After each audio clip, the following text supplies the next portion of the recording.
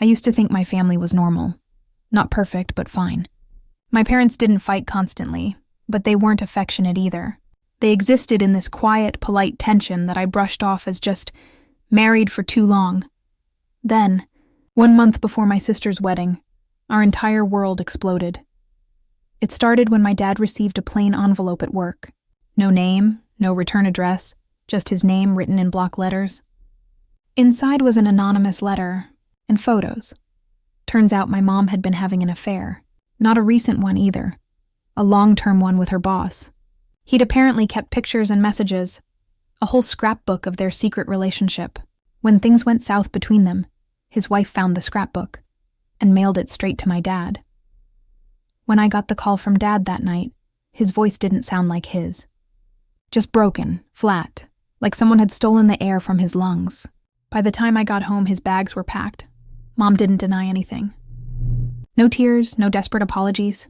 She just said, "I haven't been happy for years," as if that justified it. I'll never forget how my dad looked at her. Not angry, not even surprised. Just hollow. He left that night. Mom, meanwhile, acted like nothing had happened. She'd take whispered calls in her room, probably from her boss, assuming we couldn't hear. The house felt like a graveyard, silent, tense, and cold. My sister, the bride-to-be, refused to deal with it. She threw herself into wedding planning, pretending everything was fine. Dress fittings, flower arrangements, playlists, anything to distract from the disaster at home. But I could see the cracks forming. She started defending Mom more and more. Whenever Dad's name came up, she'd roll her eyes or say, "He's being dramatic." It broke my heart. Dad was the one who raised us, who stayed late to help with homework, who went to every school event while Mom buried herself in work trips. And now he was the one left out, while she acted like the victim. When wedding week came, Dad wasn't sure if he should even go. My sister insisted he was invited, but her tone said otherwise. She said all the right things, but her actions screamed that she'd already picked a side. The rehearsal dinner confirmed it. Mom's affair partner, her boss, was sitting right there at the family table, laughing with everyone like he belonged there. My dad, meanwhile, was shoved to a side table, surrounded by distant relatives. He didn't make a scene. He just sat there, smiling politely while the people he loved pretended nothing was wrong. I could see the pain in his eyes, though. It was brutal. Then came the speech. My sister stood up, thanked everyone for coming, and called my mom her only parent. My heart stopped. And then she turned toward Mom's affair partner. And a special thank you to Boss's name, my father figure, for helping me become the woman I am today. The room went dead silent. I looked at Dad, sitting there alone, hands shaking, and I swear I felt my stomach drop. It was the cruelest thing I'd ever witnessed. That night, I decided I wasn't going to stay silent anymore, even if it meant breaking what was left of our family apart. After that speech, the room froze. You could have heard a pin drop. Even the waitstaff stopped moving. My dad just sat there, staring at his plate, his face pale but composed, the way people look right before they completely fall apart. Mom smiled awkwardly, clearly uncomfortable but not enough to stop basking in the attention. Her affair partner, that smug excuse for a man, had the nerve to stand and raise his glass like he'd just earned the right to be part of our family. I couldn't take it anymore. I pushed back my chair and stood up. My voice came out shaking but loud enough for everyone to hear. "You've got to be kidding me." My sister froze. "What?" I looked around the room. Half the guests were pretending to look at their plates. The other half were waiting for drama. I didn't care. I pointed right at Mom's boss. "You're thanking him? The man who helped destroy our family?" Gasps. Murmurs. My mother's face went ghost white. "Sit down," she hissed under her breath. "You're making a scene." "No," I said louder. "You made a scene when you cheated on Dad for years and brought him into our lives like we were supposed to pretend he's some kind of role model." My sister looked horrified. "Stop it, this isn't the time." "Not the time?" I snapped. "You just called him your father figure, in front of the man who actually raised us. You humiliated Dad in front of everyone, and you want to talk about timing?" Dad didn't say a word. He just got up quietly and left the room. That image of him walking out with his shoulders slumped alone burned itself into my brain. My sister followed him, shouting that I was ruining her wedding. I didn't chase her. I just stood there, heart pounding, surrounded by people whispering. Mom's affair partner tried to step in, saying, "You don't understand." I turned on him. "Oh, I understand perfectly. You couldn't keep your hands off a married woman, and now you want to play the loving stepdad. You should be ashamed." He muttered something under his breath and left too. The night fell apart after that. Guests left early. The catering staff awkwardly packed up half-served dishes. My sister cried to anyone who would listen that I'd ruined her big night. And Mom? She sat there looking furious, not because she felt guilty, but because her secret wasn't so secret anymore. After everyone left, I found Dad sitting in his car outside. He wasn't crying, just staring at the steering wheel like he didn't know what came next. When he finally spoke, his voice cracked. "Thank you for standing up for me, but I wish you hadn't had to. That hit hard. Because he was right. I shouldn't have needed to." He left the next morning, moved 2 towns over to start fresh. I helped him pack. My sister didn't come to say goodbye. Mom tried to guilt me into staying with her. "You're all I have left," she said through crocodile tears. But I couldn't even look at her. The woman who'd destroyed her marriage and still expected sympathy made me sick. I told her I needed space and went to live with Dad for a while. Those months were quiet, healing even. For the first time in years, there was peace. No tension, no lies, no pretending. But my sister didn't speak to me again. Not for birthdays, holidays, or even when I graduated. She completely cut me off, blaming me for turning on Mom and breaking the family. I thought maybe one day she'd grow up and see things differently. That she'd finally understand. But years later, when karma came for her, and she ended up living the same betrayal she once defended, I realized life has a way of teaching lessons. Words never could. Years passed. I moved on. Built my own life, and tried not to think about them too much. Dad and I grew closer. We had this unspoken understanding, like 2 people who'd survived the same storm. He never badmouthed Mom, even when she deserved it. That was just who he was. Gentle. Decent. Mom tried to reach out a few times.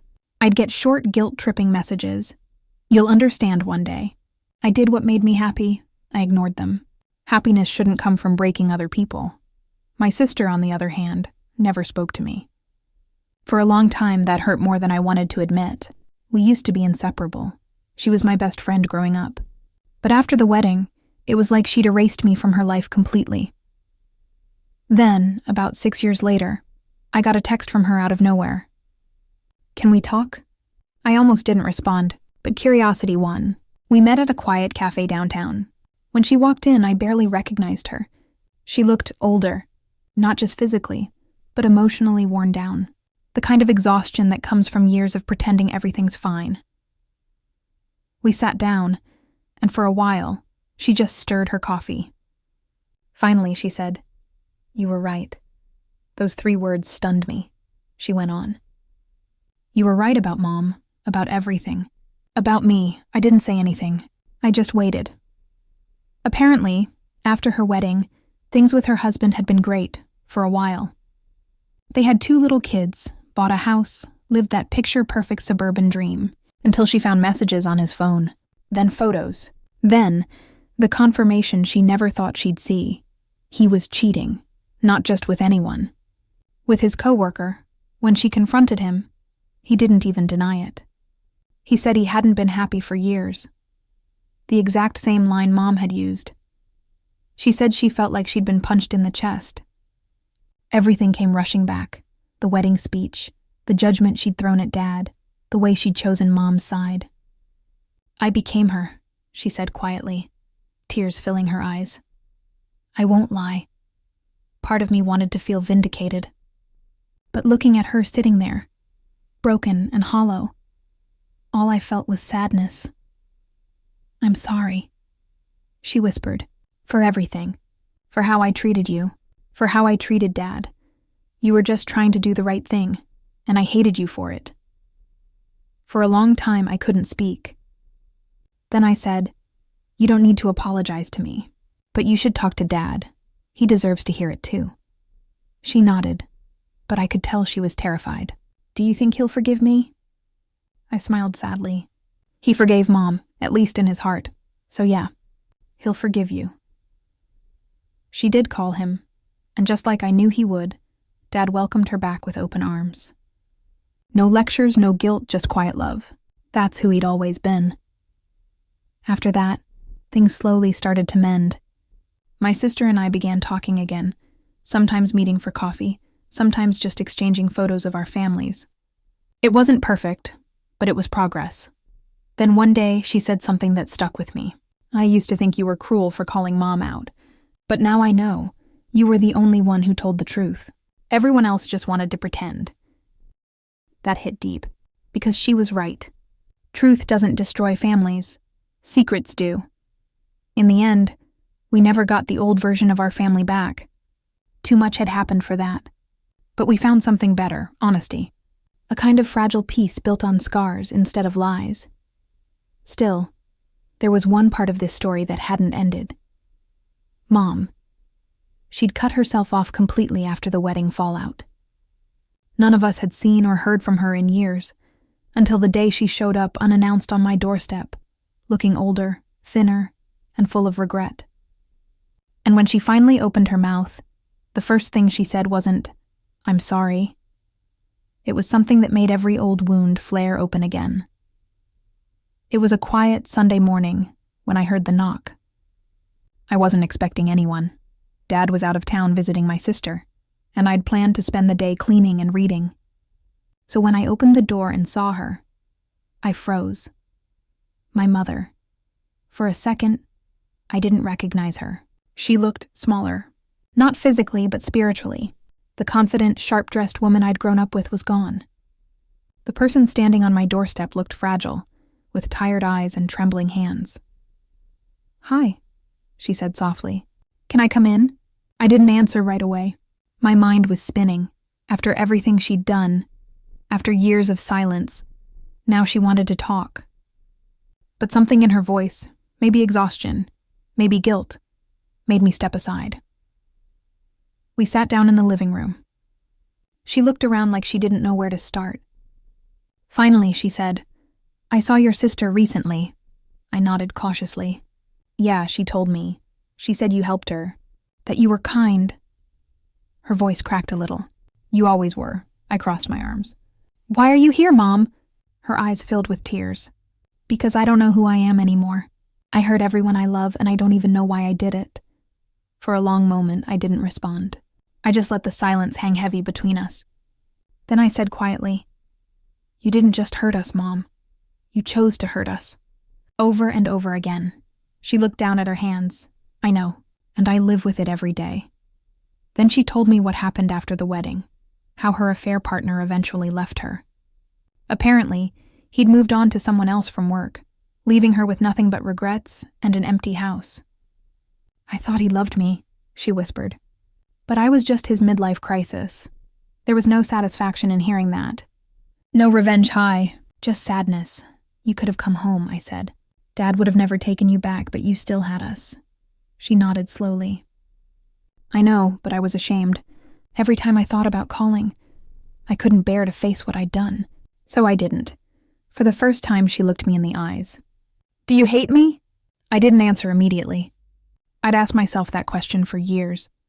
Every birthday she missed, every holiday she ruined, every moment she made me feel like the villain for loving Dad. "I don't hate you," I finally said. "But I can't say I forgive you either. Not yet." She nodded like she expected that. "That's fair." We talked for a while after that, about life, Dad, my sister, the grandkids she hadn't met. She didn't ask to see them, though. I think she knew she hadn't earned that right yet. Before she left, she said something that stayed with me. "When you're young, you think love will fix everything. But when you're older, you realize love can't survive without respect. And once you lose that, you lose everything." I watched her walk down the driveway, slow and unsure, until she disappeared from sight. For days after, I kept thinking about that line. about how one choice, one selfish decision, had rippled through generations. My father lost his marriage. My sister lost her faith in love, and I lost my mother long before that knock on the door. When I called Dad that night and told him she'd visited, he was quiet for a long time. Then he said, "I hope she finds peace. We all deserve it, one way or another." That was the thing about Dad. Even after everything, he never let bitterness define him. And maybe that's why, for the first time in years, I started to think forgiveness might not be impossible after all. But just when I thought the past was finally buried, life threw one last twist, a moment that would bring all of us, even Mom, back into the same room one final time. It happened almost a year after Mom showed up at my door. Dad wasn't doing well. He'd been diagnosed with a heart condition, nothing immediately life-threatening, but serious enough to make him slow down. He never complained. That wasn't his style. But I could see the exhaustion behind his smile. My sister and I agreed that we'd throw a small family dinner for him. Nothing fancy, just us, his favorite food, some old photos, and maybe a few laughs to remind him how loved he was. I didn't expect Mom to show up. Honestly, I didn't even plan on inviting her, but my sister did. "She deserves a chance," she said softly when I asked why. "Dad would want that." So when the night came, we all gathered at my sister's house. Me, her kids, Dad, and then Mom. She came quietly, bringing a homemade casserole and nerves you could practically feel from across the room. For the first 20 minutes, it was painfully awkward. Dad kept his tone polite. My sister busied herself with food, and I tried not to make eye contact. But then something unexpected happened. Dad started talking about old memories, the girls' soccer games, road trips, burnt pancakes on Sunday mornings. And for the first time in decades, Mom laughed. Not that fake, "I'm fine" laugh, but a genuine one. It didn't erase the past, but it made the room feel lighter.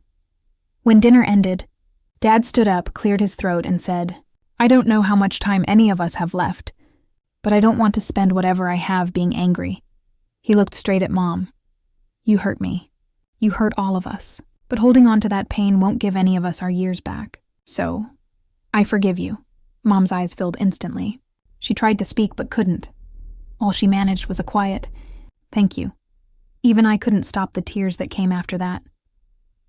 Later, as I helped clean up, I asked Dad if he really meant it. He smiled faintly. "Of course. Forgiveness isn't for her, it's for us. You can't heal if you keep living in yesterday." Those words stuck with me, because in that moment, I realized something. For years, I'd been carrying anger disguised as righteousness. I'd told myself I hated Mom because of what she'd done. But the truth was, I still loved her. And I was just scared to admit it. When I walked her to her car that night, she turned to me with tears in her eyes. "You've become everything I hoped you'd be. Strong, honest, kind. Even when I didn't deserve your love." I hugged her, for the first time in years, and somehow, that simple act felt like letting go of a lifetime of pain. After that night, we all slowly began to rebuild. It wasn't a fairy tale. No one forgot what happened, and some scars never fully healed. But we learned to exist in peace with the truth, instead of hiding behind lies. Mom became part of our lives again in small ways. Birthdays, holidays, the occasional Sunday dinner. My sister found new love, but this time, she made sure to build it on honesty, not illusions. And Dad, he lived another 5 years, peacefully, surrounded by the family that once fell apart and somehow found its way back together. When we laid him to rest, I remember thinking, this is what healing looks like. Not perfection, not forgetting, but choosing love, even when it's hard. Now, years later, whenever I think about my family, I don't see betrayal anymore. I see lessons. I see growth. I see the people we became after everything went wrong, and somehow still found a way to be right. Because forgiveness doesn't erase the past. It just lets you stop reliving it. And maybe that's the real truth about family. It's not about who never hurt you, but who's still willing to show up and try again after they did.